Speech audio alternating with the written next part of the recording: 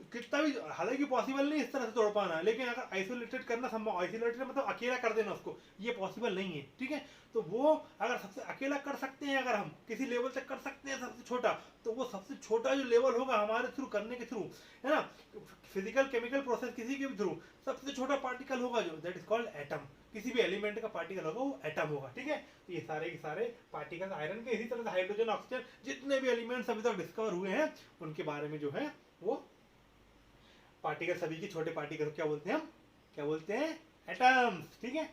और सर ये मॉलिक्यूल्स क्या है, मॉलिक्यूल्स क्या है, तो मॉलिक्यूल समझने के लिए भी हम समझते हैं, देखिए जैसे मॉलिक्यूल्स,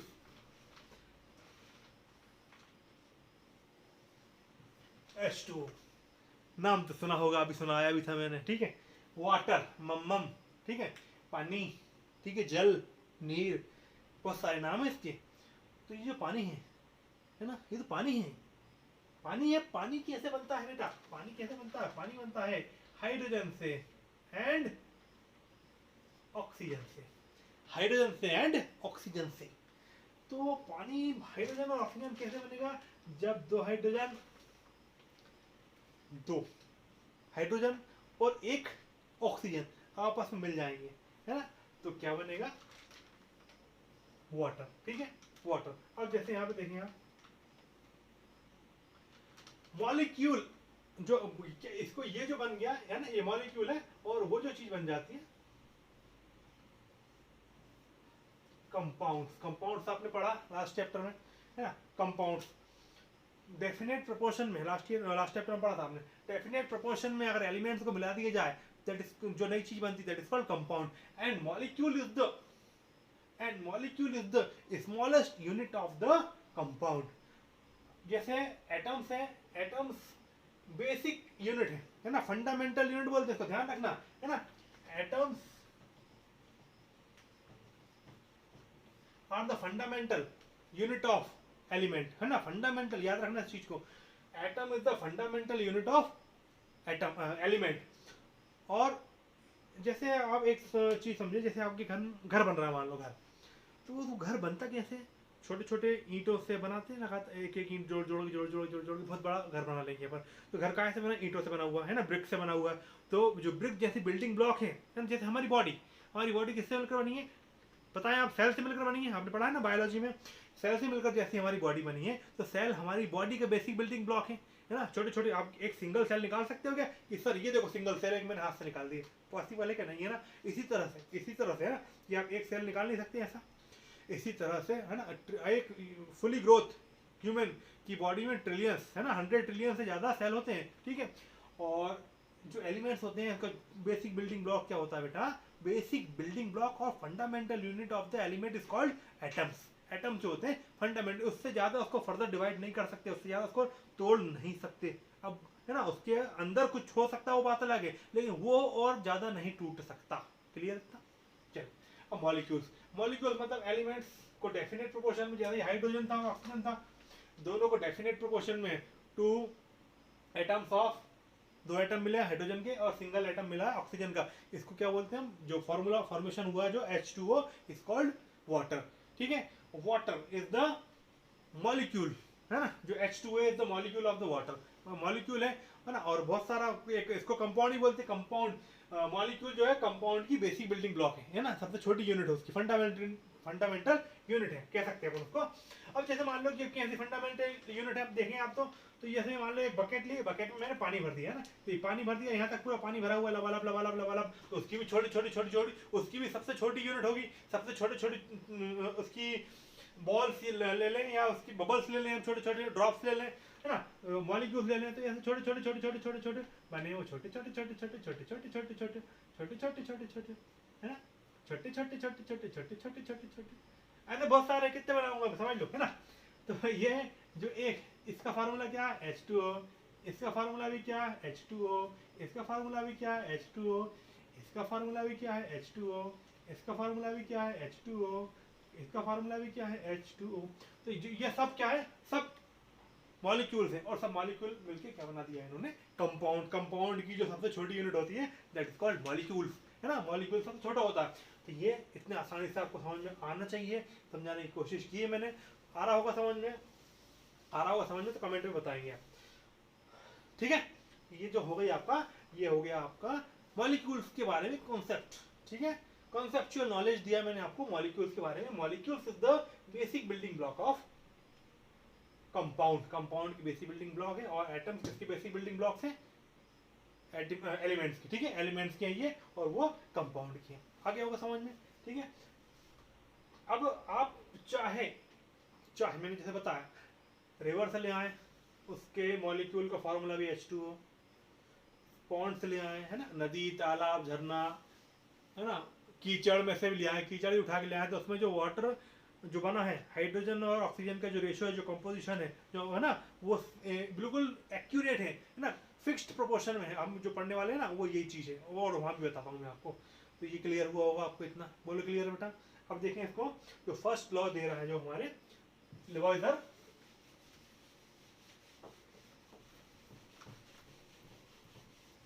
जो लिवाइजर सर ने, जो लिवाइजर भैया ने, जो अपन को लिवाइजर बाबूजी ने जो हमको दिया है, कि दो लॉ दिए हैं, कंजर्वेशन ऑफ मास, है ना, एंड प्रोपोर्शन वाला दिया है। तो कंजर्वेशन ऑफ मास वाला देखते हैं, एग्जांपल भी आपको उन्होंने दिया था कि अगर एक, हाँ, अब रिएक्टेंट की बात चल रही थी, है ना, या तो ये देखें, ऐसे टेंशन नहीं लेना, समझाएंगे आपको, है ना। Hydrogen and oxygen which are going to perform a chemical reaction, है ना, those substances which are going to perform or participate in a chemical reaction are known as reactants, है ना। रिएक्शन करने के लिए जा रहे हैं, ये रिएक्शन करने के लिए जा रहे हैं, that is called reactant, and after the result we get the substance is called product, है ना, प्रोडक्ट। यहाँ पे एक से ज्यादा रिएक्टेंट से, यहाँ प्लस साइन लगाया, यहाँ सिंगल सब्सटेंस बना हमारा, है ना, फॉर्मेशन में सिंगल सब्सटेंस बना, इसलिए यहाँ पे कोई प्लस साइन नहीं लगा। अगर यहाँ भी एक से ज्यादा प्रोडक्ट बनते तो यहाँ भी आप प्लस साइन लगाते और उसके आगे कर देते, ठीक है ना बेटा। ध्यान रखना, ध्यान समझना इस चीज को, ओके। आगे बढ़े, चलो देखते हैं।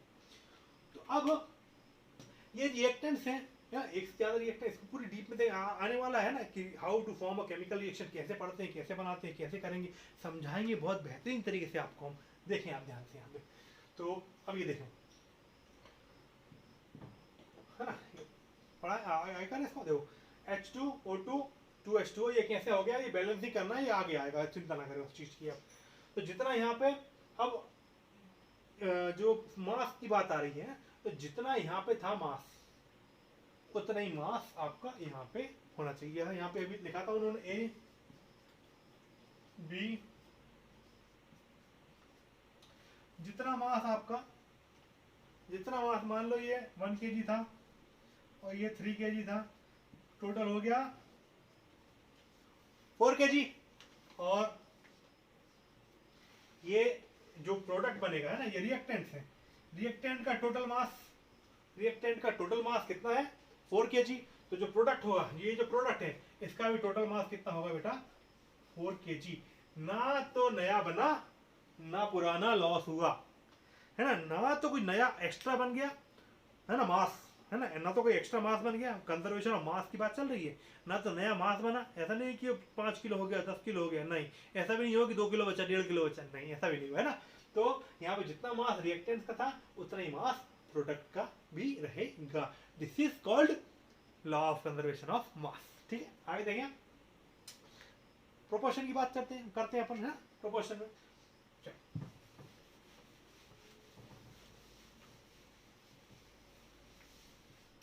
अब बात कर लेते हैं अपन प्रोपोर्शन की। तो प्रोपोर्शन का मैंने जैसे बताया कि किसी भी केमिकल फार्मूला बनाना है, आपको कंपाउंड बनाना है, तो compound is the definite proportion of the 2 और मोर देन 2 एलिमेंट्स, है ना, 2 या 2 से ज्यादा एलिमेंट्स को बना के कंबाइन करने के डेफिनेट प्रोपोर्शन में हमको एक जो चीज मिलती है, दैट इज कॉल्ड कंपाउंड, है ना। And the basic building block of compound is molecule. तो अभी हमने जैसे पढ़ाया आपको, है, जैसे यहाँ पे H, अब ये और साइन अभी यहाँ नहीं लगा रहा, आप कंफ्यूज हो गए इसलिए, यहाँ ये बनेगा HCl, है ना, यहाँ 2 लगता है, ऐसा 2 लग जाता है, तो मैं अभी आपको यहाँ कंफ्यूज नहीं करना चाह रहा, वो अपन बाद में पढ़ेंगे, ठीक है। एटॉमिसिटी होती है उसकी, क्या होती है हम बताएंगे बाद में। तो यहाँ देख लें आपको, है ना, जितने हाइड्रोजन और यहाँ पे क्लोरीन मिल रहे हैं, और उतने ही आपको कहाँ मिलेंगे, उतना ही वेट उसका कहाँ मिलेगा, उतना ही मास उसका कहाँ मिलेगा, आपको इस साइड में मिलेगा, ठीक है।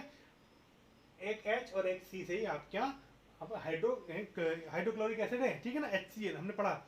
ये हमारे पेट में भी होता है ना, हमारे डाइजेशन सिस्टम में जब हमारा खाना डाइजेस्ट होता है तो हमारा स्टमक रिलीज करता है HCl को, रिलीज कर देता है, जिससे कि हमारा डाइजेशन हो जाए। कभी कभी डाइजेशन हमारा खराब हो जाता है, खाने का टाइम टेबल बिगड़ जाता है, इनडाइजेशन हो जाता है, खाना नहीं पचता है जब, तो ये जो एसिड होता है हमारे पेट में, ये एसिड की क्वांटिटी बढ़ जाती है, तो आपने सुना होगा क्या हो जाती है हमको, एसिडिटी, ठीक है।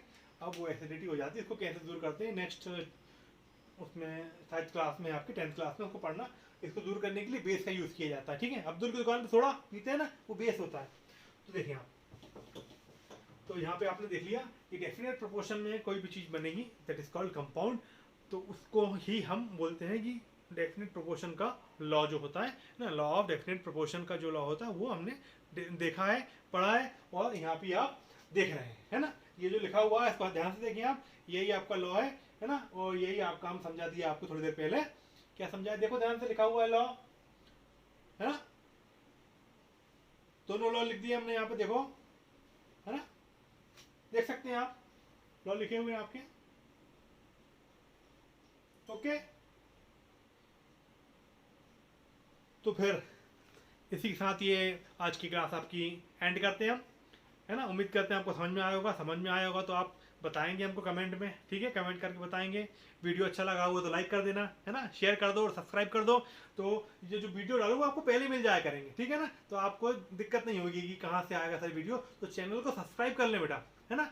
और भी कई वीडियो डालता हूँ मैं आपको, आपके नॉलेज के लिए, तो आपको हर वीडियो मिलती रहेगी, है ना। चैनल को सब्सक्राइब जरूर कर लेना, है ना, बेल आइकन रहता है उसको भी दबा देना, ठीक है। तो आपको सारी वीडियो मिलती रहेंगी आपके टाइम पे, ठीक है, जो भी मैं वीडियो डालूंगा। तो चैनल को सब्सक्राइब जरूर कर लें, ठीक है ना, लाइक करें, शेयर करें और सब्सक्राइब बटन को दबा दें और बेल आइकन रहेगा उसको हिट कर दें, ठीक है। तो मिलते हैं हम अगले वीडियो में, ओके, गुड बाय बेटा।